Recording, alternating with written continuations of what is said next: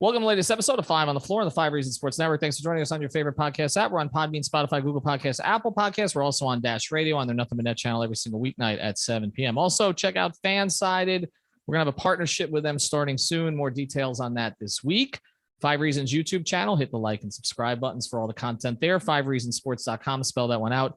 We do not have a paywall. Also, check out the great sponsors of the 5 Reasons Sports Network. We're still telling you to do this. You can get the NFL props there early. Go to Prize Picks. You can get it on the App Store, on the Google Play Store. PrizePicks.com is another place you can get it. Make sure you're using that code 5, F-I-V-E. Get your initial deposit matched up to $100. You don't need to spend it all at once. You can play different sports together. There are plenty of sports on there, even though the NBA is not going. I think you could have done the USFL today if that was your thing. Go to Prize Picks. Use that code F-I-V-E. And now, tonight's episode. Down the bitch gang. Yeah. 5 on the floor, ride for my dogs. Where here's the thing, you can check the score. Hustle hard, couple scars, wearing bubble frauds. Just like Butler said, you in trouble, y'all. Kept the floor playing, got it all banned. Y'all seen the block, stop with one hand. And Pat we trust, it's power, have the guts. We're here to bring the heat, y'all can hang it up. Welcome to 5 on the Floor, a daily insider show on the Miami Heat and the NBA, featuring Ethan Skolnick, Greg Sylvander, and Alex Toledo, plus others from the 5 Reasons Sports Network. All right, Ethan Skolnick back on 5 on the Floor after a short hiatus. Here's today's floor plan. I got Greg Sylvander, just a two-man weave here tonight. You can follow me at Greg Sylvander. I'm going to do a quick episode because things are changing so quickly, but we don't want you to think that we've completely disappeared. Essentially, the Miami Heat, after re-signing Victor Oladipo for 1 year, PJ Tucker goes to Philadelphia, re-signing Dwayne Dedmon to kind of a curious 2-year contract that looks like a tradable contract. They've been dormant, and it doesn't mean that nothing's going on. It just means in the NBA world, nothing's going on because everybody is waiting. I mean, there were like 18 hours where nobody signed but like Sam Hauser because everybody is waiting on Kevin Durant. And to a lesser degree, everybody is waiting on Donovan Mitchell, whose status could be affected by kind of the blockbuster crazy ass trade that Minnesota made, trading basically their entire future to bring in Rudy Gobert on Friday. And so that's basically where we're at right now, waiting on Durant, waiting on Mitchell. The Heat are waiting for both of these guys. We're going to go through both of them today. We will talk a little bit about what sort of the other moves may be if neither of these things pan out. But real quick here on Kevin Durant. It seems to me, Greg, obviously, look, this is the orca of all orcas. If it's not LeBron James, it's Kevin Durant. And they obviously waited out the LeBron thing, but it was over a couple of years and they took a risk. This is different because you actually got to trade for the player. You've got to get the other team engaged in what you want. And at the same time, you've got to not give up too much so that Durant doesn't want to come. And that seems to be, at least with some of these reports that have come out with these various places, whether it's Phoenix or Miami, I know Toronto perhaps, is that like Durant wants to go to a place that doesn't want to trade anything for him. And it reminds me a little bit of 2004 where Shaq was like, okay, I'm only going to play with the Heat if Wade is there. Well, the Heat, Riley was able to navigate that with the Lakers, but it's not that easy, okay? And particularly because there are some restrictions to trading Bam to Brooklyn anyway, even if you wanted to do that. So let's just go Durant first before we get to Mitchell. Yeah, so can this just be over with, right? We're all like constantly looking for updates on Kevin Durant. I feel like you're so right in that it's put a pause button on free agency. You know, you see guys like DeAndre Ayton that were in line for max deals and they don't know where the hell they're going to end up. You know, Indiana has flexibility to do stuff and they're doing nothing. San Antonio has cap space and they're doing nothing, whether that would be taking players into the space. So it really has kind of made everything come to a screeching halt. And that includes Miami's moves, right? They lost PJ Tucker, so they're down a starter. And Kevin Durant would be the perfect replacement. So I think everybody understands why you're waiting this out. The last I've heard is that I don't know, the rumblings sound like Phoenix to me. I don't want to speak too definitively. You know, nothing is settled yet. Obviously, you know, to my knowledge, but it sounds like Phoenix is the destination. And so I think it's interesting if it does lean in that direction, how quickly Miami moves to the Donovan Mitchell conversation, if they're parallel processing those two conversations at the same time, which I think is likely. But for me, I think Phoenix is the likely place. And the one thing Miami could do if they really wanted to make this interesting would be find Ben Simmons a home and offer Bam Adebayo. I think that's the one type of move that would make the Nets blink twice compared to some of the other offers, just because of the quality of player and then the picks that you could attach. But I don't know that Miami's willing to go there, Ethan. I mean, I know KD is the man, and in a vacuum, it sounds perfect, but I kind of feel like it loses a little bit of the impact of bringing KD here if you don't have Bam to supplement him. Right. And that's the other thing.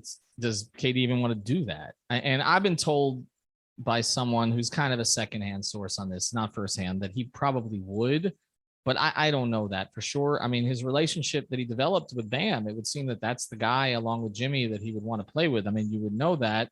And again, then it gets into compensation for the Nets and all the rest of it. If you can't deal Bam, I don't really know what would be attractive to them. Of course, Bam and Ben, because they're on parallel contracts, that's the issue, is that they can't be on the same team.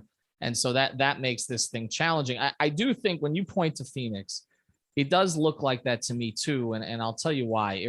James Jones, who obviously played for the Heat, but he also played in Cleveland. And he learned a lot from David Griffin when he was in Cleveland. And if you remember, in 2014, David Griffin made a bunch of moves that should have been a tip-off to everybody. He signed a bunch of guys to these short contracts, and they were just basically to include in trades or replace guys that he included in trades. And James Jones, over the past couple of days, has signed a bunch of guys. He signed Josh Okogie from Minnesota and a couple of others. Bismack Biyombo. It just seems like he's positioning for a move there. And also with Ayton and Bridges, there's a couple of pieces that could be traded if he wanted to go that direction, maybe more so than Miami would have. If Bam is not involved, that would still allow Durant to play with Booker and Chris Paul, which seems to be the ultimate goal there. And so my lean right now would be that if I was to say who I had to bet on, it's probably Phoenix, but I understand why the Heat would stay in this mix. We're going to do another episode about, because I do want to just do this more of an update episode, but we're going to do more of an episode kind of about, whether or not, how big a risk this is in Heat history and all the rest. All right. We are going to talk about Donovan Mitchell next. Before we do, let's talk about another sponsor of the 5 Reasons Sports Network, Therapist Preferred. Use that code 5RSN. That's the number 5RSN. You get 25% off at therapistpreferred.com. The tincture, the gummies, the sports cream. This is the best stuff. 25% off at therapistpreferred.com. Premium CBD. You got to use the code 5. That's the number 5 RSN. All right, let's get to Donovan Mitchell. It's kind of a double-edged sword here. It was clear that he didn't like playing with Rudy Gobert. He didn't pass to him at all. And Utah was going to blow it up. We expected that. We didn't know which of them they would trade first.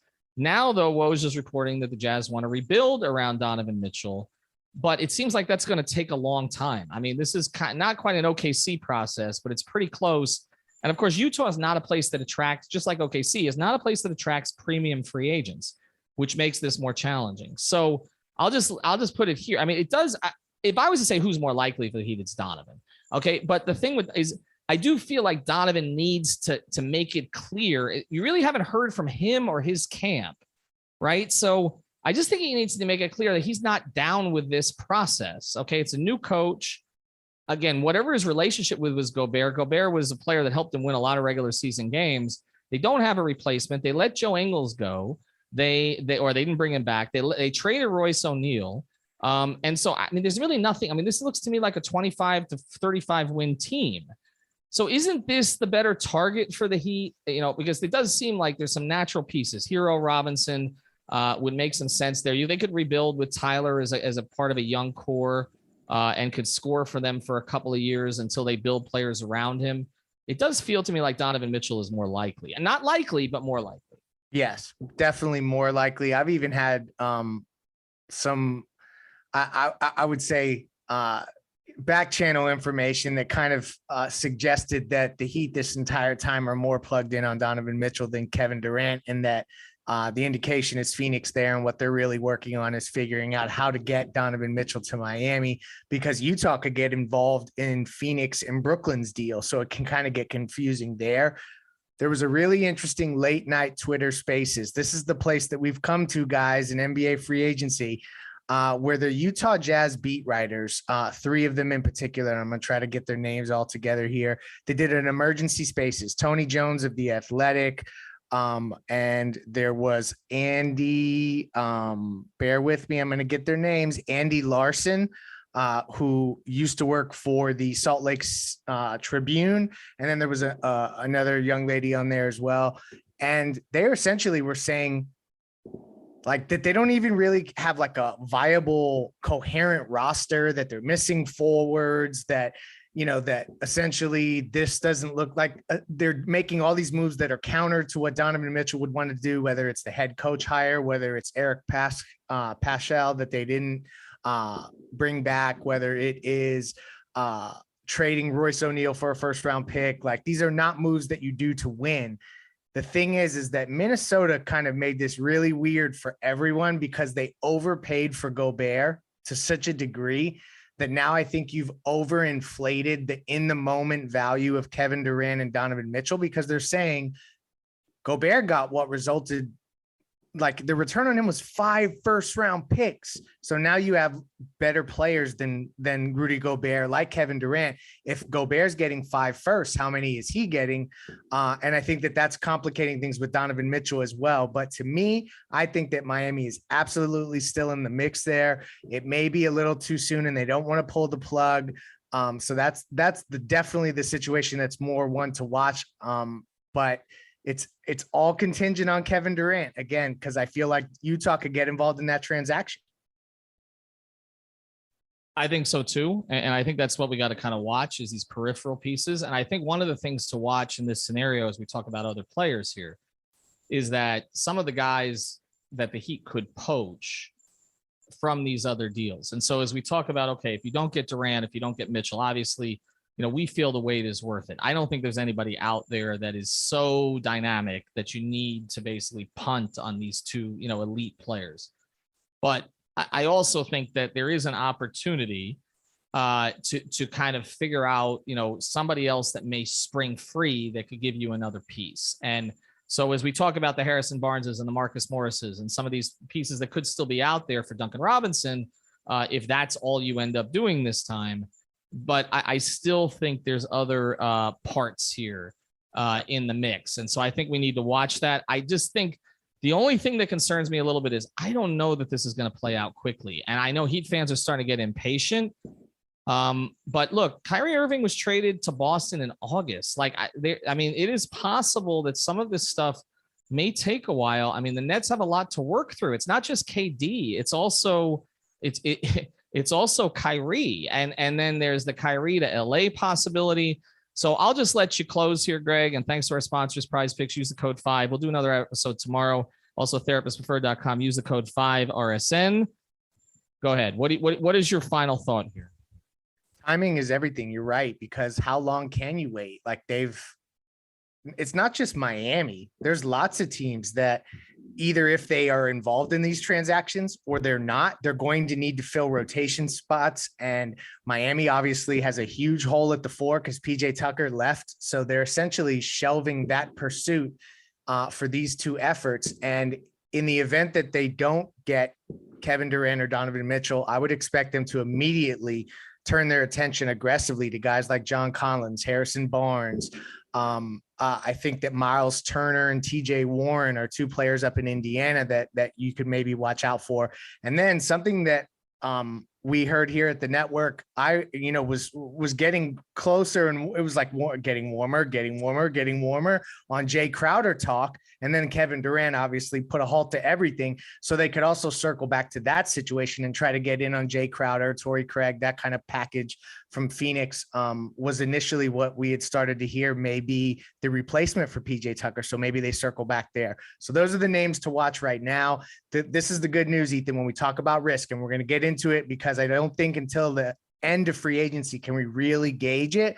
But for now, all the names I just mentioned have not moved. A lot of these 4s that we expected to move haven't moved. Jeremy Grant is one that did, but other than him, there hasn't been a ton that have moved. So when you talk about risk, at least Miami has the opportunity to pounce on one of these guys if they don't get Mitchell or KD.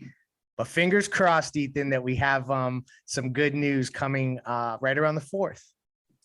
We will see as the fireworks are going off outside my apartment. Happy July 4th to everybody. Happy Independence Day.